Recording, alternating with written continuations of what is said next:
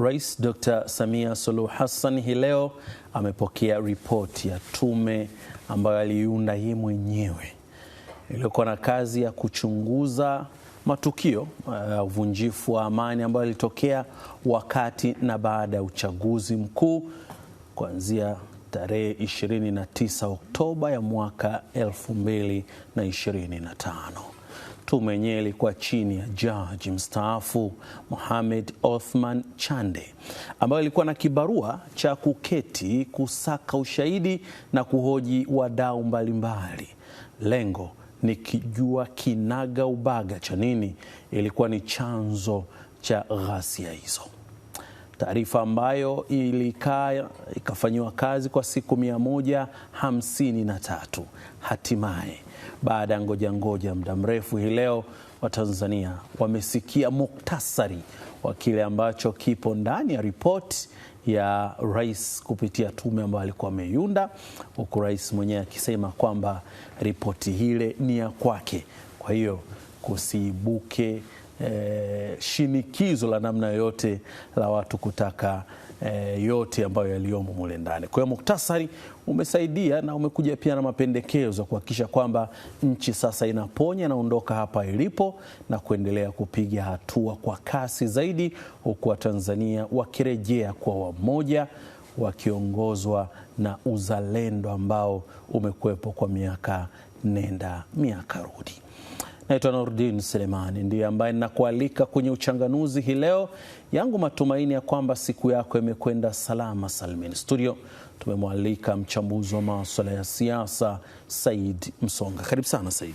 Asante, nashukuru. Kwema? Salama salmin. Mambo yanakwenda? Nashukuru Mungu.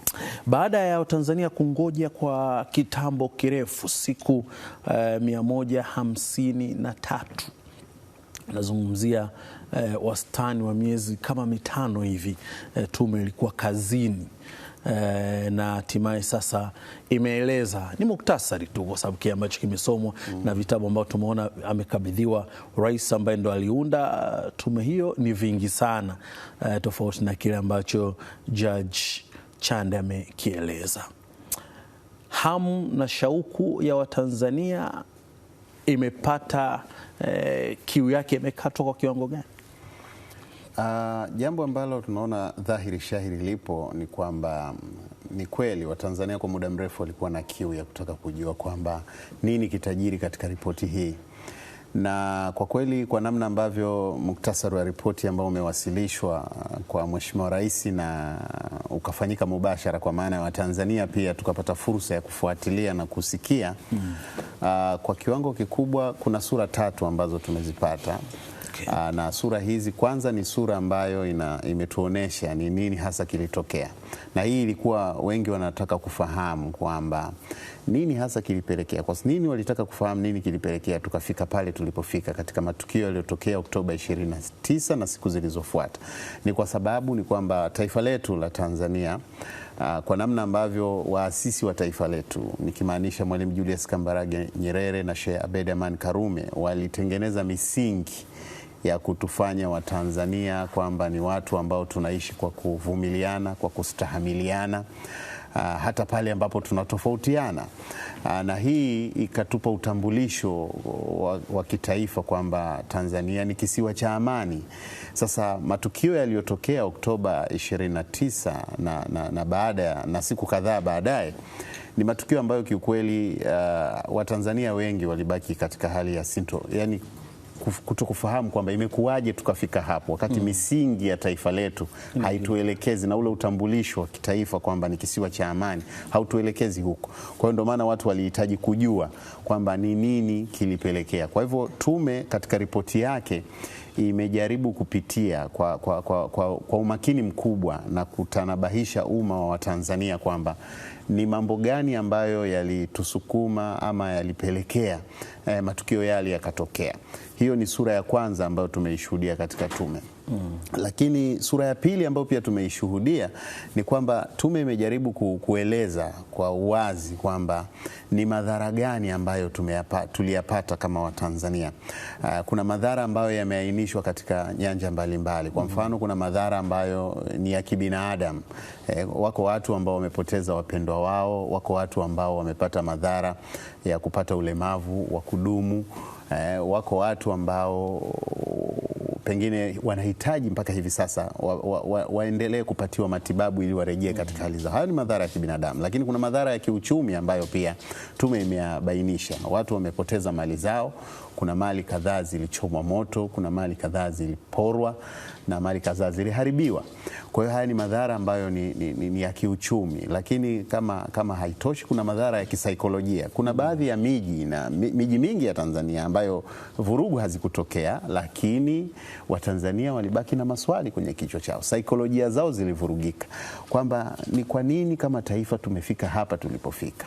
Kwa hiyo unaweza ukaona kwamba kwa kiasi fulani tume hii ama ripoti ya tume hii imekuwa na uwazi katika kueleza ni madhara gani ambayo Watanzania tumekutana nayo kutokana na matukio hayo yaliyotokea. Kwa hiyo ni sehemu ya sura ya pili ambayo tunaiona katika na sura ya tatu ambayo pia tunaiona katika ripoti ya tume hii ni kwamba ni mapendekezo ya nini kinapaswa kufanyika. Kwa hiyo tume pia haikuishia tu kuonesha vyanzo na madhara yaliyojitokeza, lakini pia imetoa mapendekezo kwamba kwa pale tulipopita ni kana kwamba tuliteleza kama taifa, na kwa kuwa tuliteleza, tumeshaona kile ambacho kilipelekea tukateleza, tumeona madhara ya kuteleza. Sasa tunapaswa kama taifa tusimame, turudi katika mstari, turudi katika umoja, mshikamano na utangamano wa kitaifa, tusonge mbele katika mazingira ambayo hatutaweza kurejea tena katika yale ambayo yalikuwa yametokea Oktoba 29 na siku zilizofuata.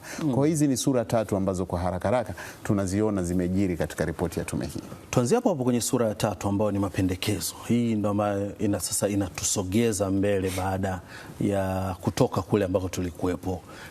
Sababu, vyanzo, viashiria, vichochezi kama ambavyo tume imesema, madhara yake, lakini mapendekezo. Moja ya pendekezo ambalo limeainishwa ni kwamba tume imeomba sasa rais aunde chombo cha kuchunguza matendo yote ya jinai ambayo yalijitokeza.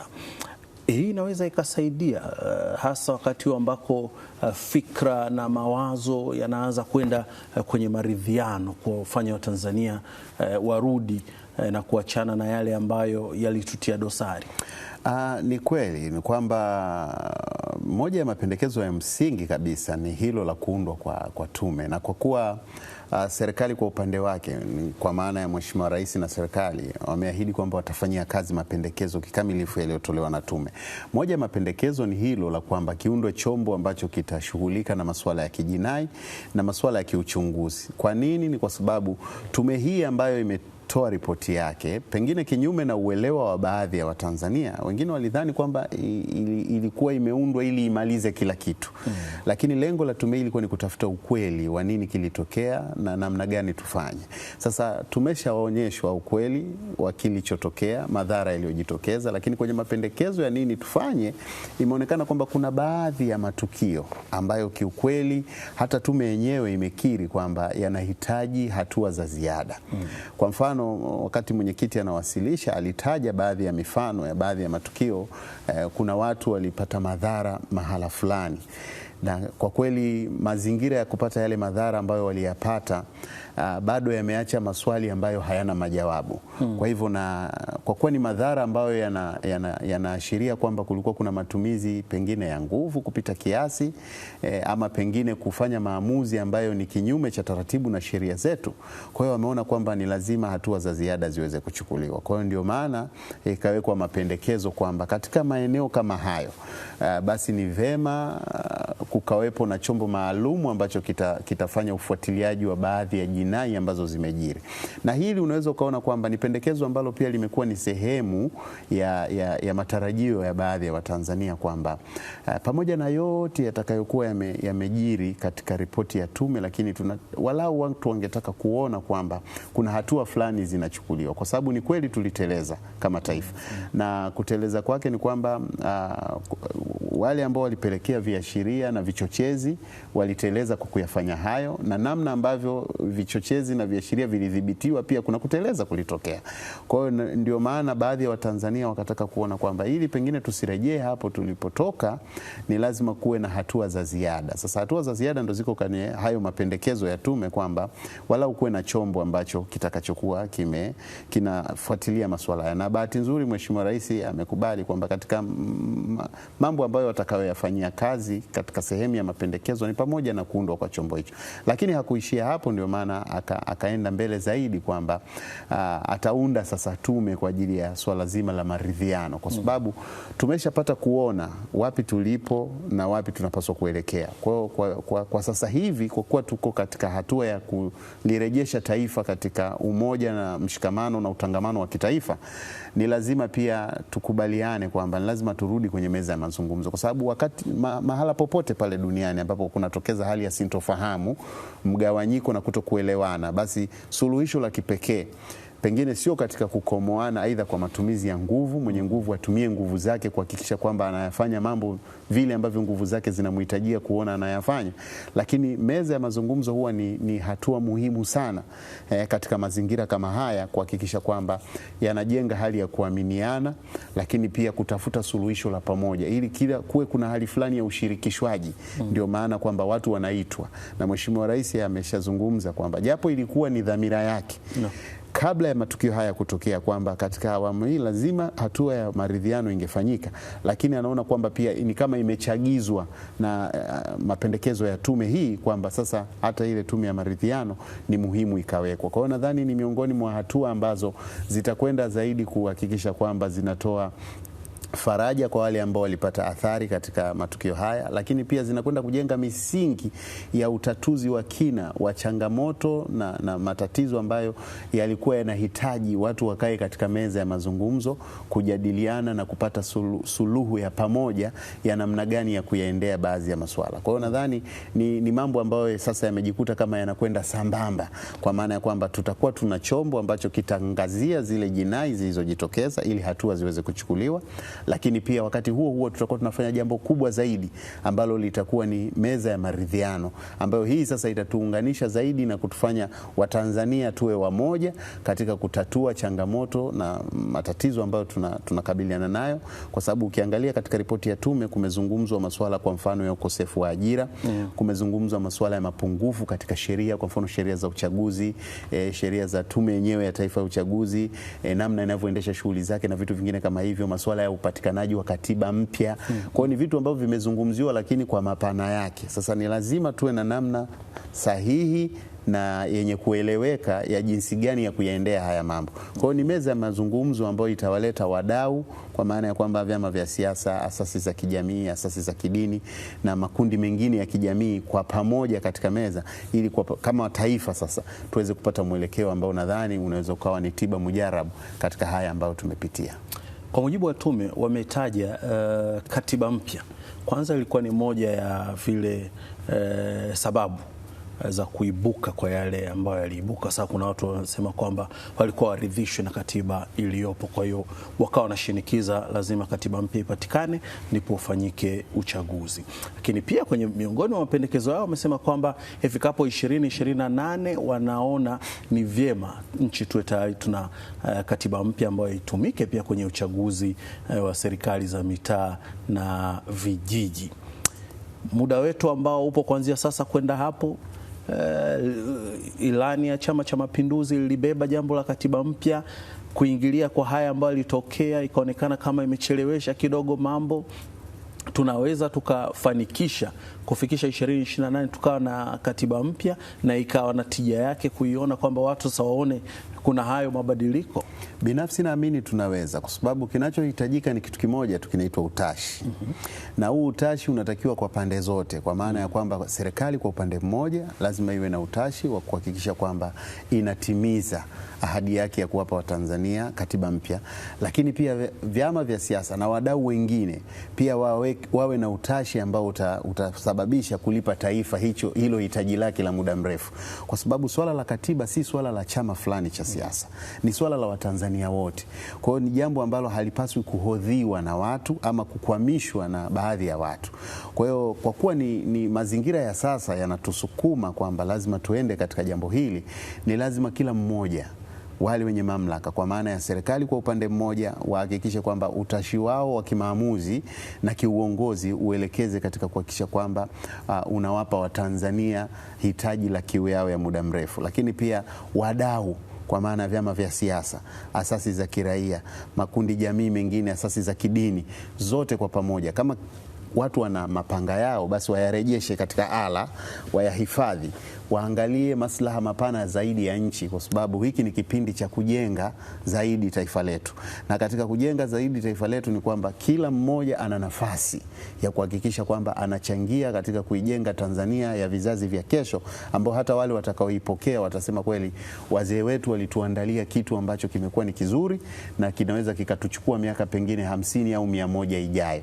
Kwa kila mtu aone kwamba huu ni wakati wa kutengeneza taifa letu na kila mmoja anao mchango katika kutengeneza taifa letu. Kwa hiyo kwa kuwa milango inafunguliwa kwamba watu tukae mezani, tujadiliane kama Watanzania, tuone kwamba ni namna gani tutaweza kulifikia swala hili ndani ya wakati, kama ambavyo tume imependekeza kwamba walau tuwe na katiba mpya mpaka kufikia mwaka 2028, ili mwaka 2029 na 2030 ambapo zitakuja chaguzi za serikali za mitaa pamoja na uchaguzi mkuu, basi tuingie katika chaguzi hizo tukiwa tayari tumeshaondosha hichi kizingiti ambacho kimetajwa kwamba ni miongoni mwa sababu ambazo zilichangia kuhamasisha ama zilitumika kuhamasisha na kuchochea watu kufanya yale yaliyofanyika Oktoba 29. Kwa hiyo nadhani ni pendekezo muhimu, lakini pia linahitaji utashi, na utashi huu tunawasisitiza sasa, maana na sisi ni sehemu ya Watanzania, kwamba serikali kwa upande mmoja na wadau wengine kwa upande mwingine, vyama vya siasa na hizo asasi zingine za kiraia na za kidini, basi waweze na wenyewe pia kuhakikisha kwamba wanasimama katika mstari huo wa kuhakikisha kwamba wanachangia ujenzi wa taifa, ili tuweze kupiga hatua mbele katika yale ambayo tunaamini kwamba yatakuwa na tija kwa manufaa na utangamano wa kitaifa. Ripoti sasa inatutoaje hapa kutuingiza kwenye mchakato wenyewe wa maridhiano? Mchakato wa maridhiano kwa kweli ni jambo ambalo limekuwa katika mjadala kwa muda mrefu, kwa maana ya kwamba kama ambavyo hata Mheshimiwa Rais amezungumza, amesema kwamba ni rais ama ni Samia, yeye mwenyewe amesema ni Samia yule wa 4Rs. Na hivi ndivyo ambavyo alivyoanza wakati anaingia madarakani mwaka 2021 alipopokea kijiti kutoka kwa mtangulizi wake hayati Dr. John Pombe Magufuli, kwamba alikuwa amekusudia katika zile ara zake 4, mojawapo ilikuwa ni hii ya maridhiano. Na kiukweli ni kama tulipoteza muda hivi katika kuvutana huko nyuma, na pengine wadau wanaweza wakawa pia walichangia kwa namna moja ama nyingine katika mivutano ambayo Watanzania wa kawaida wakati mwingine ukikaa nao na ukazungumza wanasema kwamba pengine hapakuwa na ulazima, kwa sababu tangu mwaka 2021 watu wamevutana vikao, wengine hatuwezi kukaa na hawa kwa kuwa umewaita na hawa sisi hatuwezi kushiriki. Sasa mambo kama haya yalipelekea hiyo mivutano mpaka ikafikia mwaka 2024 tumekwenda kwenye uchaguzi wa serikali za mitaa bila kuwa na mwelekeo wa kwamba tunaweza tukapataje katiba mpya, na uchaguzi wa mwaka 2025 tukaingia pia katika mazingira kama hayo. Halafu baadaye sababu hiyo ambayo ilisababishwa na mvutano wa wadau ndio ikatumika kutufikisha pale tulipofika Oktoba 29 na siku zilizofuata. Kwa hiyo unaweza ukaona kwamba ni jambo ambalo Watanzania inapaswa kwa uelewa mpana ulivyo tuwe wazi tu kuambia wadau pia kwamba wana mchango muhimu katika ujenzi wa jambo hili. Kwa hivyo vikao hivi vya maridhiano ni muhimu sana kwa maana ya kujenga misingi imara kwa ajili ya maendeleo ya taifa letu. Na kama nilivyosema, kila mmoja anao wajibu wa kushiriki katika ujenzi huu. Kwa hiyo naamini kabisa kwamba wadau wa vyama vya siasa sasa hivi si muda wa kutoa maneno na kauli ambazo pengine badala ya kutupeleka pale ambapo Watanzania wengi wanahitaji twende, zitaanza itaanza kuturejesha nyuma katika ile mivutano isiyokwisha ya kwamba kila mtu anashikilia upande wake, ambayo mambo haya naamini kabisa kama watu watachukua mkondo huu yanaweza kasababisha katuchelewesha na tukajikuta tumefika 2029 na 2030 tukiwa katika mazingira yale yale ambayo tulifika nayo 2025 mpaka tukaingia kwenye changamoto. Sasa ni nani ambaye yuko tayari kuturejesha katika changamoto hizo? Kiukweli Watanzania walio wengi ukiwauliza, hakuna ambaye anataka kuona tunateleza kama tulivyoteleza Oktoba 29.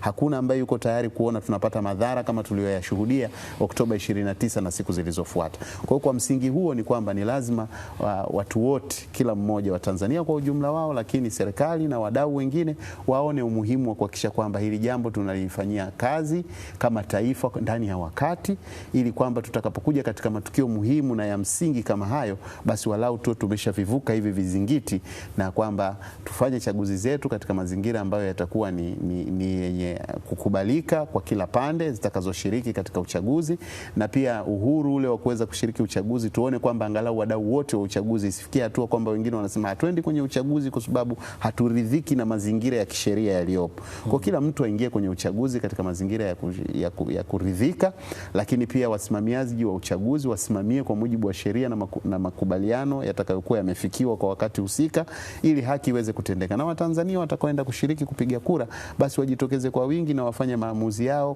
kupitia sanduku la kura, waweze kupata viongozi wanaowahitaji. Kwa maoni yako, Msonga, njia gani inaweza ikawa ni sahihi sana kutufikisha kwenye maridhiano ya pamoja? Kama ulivyosema, kuna baadhi ya watu ambao wanaonekana wana misimamo ambayo haizingatii sana maslahi ya Watanzania, kwa sababu Watanzania wanahitaji wawe wamoja. Watanzania wanatakiwa wajenge uchumi wao, wajenge nchi yao, kwa sababu nchi itaendelea kubaki, watu wataondoka, lakini maslahi ya taifa yanatakiwa yatangulizwe. Njia gani zinaweza zikawa sahihi kuweza kufikia huko kwenye maridhiano ya kweli kabisa ya taifa? Kwanza kabisa ni watu kuweza kuhakikisha kwamba wanatanguliza maslahi mapana ya taifa mbele kabla ya maslahi ya kitaasisi au maslahi binafsi. Maanake ni changamoto ambayo tumekuwa nayo, kwa maana ya kwamba unapoweka mizania ya maslahi binafsi na maslahi ya kitaasisi, wakati mwingine watu maslahi binafsi yanatangulia ama maslahi ya kitaasisi yanatangulia. Sasa na hii ni kuanzia kwa mfano chama tawala ambacho ndo kinaongoza serikali, lakini pia hata vyama vya upinzani, kwa sababu hawa ni wadau muhimu katika hili. Kwa hiyo wote wanatakiwa kwanza, hatua ya kwanza ni kuhakikisha kwamba wanatanguliza maslahi mapana ya nchi, wanatanguliza maslahi ya mamilioni ya Watanzania ambao wengine si wafuasi wa chama chochote cha siasa na wala si sehemu ya watu walioko serikalini, lakini wanashiriki katika kuchagua serikali iliyopo na wanashiriki katika shughuli za kisiasa zinazoendelea nchini. Kwa hiyo maslahi ya hawa yakitangulizwa mbele, tunaamini kabisa inaweza ikawa ni miongoni mwa njia muhimu ambazo zitaweza kutufikisha pale ambapo tunapahitaji katika meza ya maridhiano ambayo itakuwa na matokeo yale ambayo Watanzania wengi wanayahitaji. Kwa hilo ni la kwanza, kuweza kutanguliza mbele maslahi ya mapana ya kitaifa ama ya Watanzania mbele ya maslahi binafsi na maslahi ya kitaasisi. Lakini jambo la pili ni kwamba ni lazima watu wakubali kwamba huu ni wakati wa kujenga. Huu ni wakati wa kujenga. Hili lazima likae katika mioyo ya watu, na hususan wale ambao wako katika vyombo vya maamuzi na wale ambao wanafanya ushawishi. Kwa hiyo kuwepo na ushawishi ambao utakuwa umetuelekeza katika kujenga. Tungependa kuona wanasiasa wetu wakiwa mstari wa mbele katika kuhakikisha kwamba wanahamasisha taifa kurejea pamoja na taifa kuelekea katika njia ambayo inaweza ikatufikisha kule tunakohitaji. Lakini pia tunataka kuona viongozi wa dini nao pia wakiwa katika mwelekeo huo, kama ambavyo wameombwa katika ripoti hii ya tume kwamba na Mheshimiwa Rais kwamba wanatakiwa watumie muda wao katika kuchangia kuponya majeraha ambayo taifa imelipata. Kwa hiyo nadhani ni wakati mwafaka pia viongozi wa dini kwa ushawishi wao walionao wa kiroho kwa waumini na waamini wao wahakikishe kwamba wanawaelekeza na kuwaunganisha katika mambo ambayo yatakuwa yanawafanya wawe pamoja na Watanzania wenzao katika yale ambayo kama taifa tunahitaji kuona. Lakini pia watu wengine wenye ushawishi katika jamii nao pia wana mchango mkubwa kuhakikisha kwamba wanatumia ushawishi wao katika kuhakikisha kwamba sote tunaelekea katika njia moja kama taifa ya kuweza kufikia katika maridhiano ambayo yatakuwa na tija kwa ustawi na maendeleo ya Watanzania wote. Msonga, nikushukuru sana. Asante.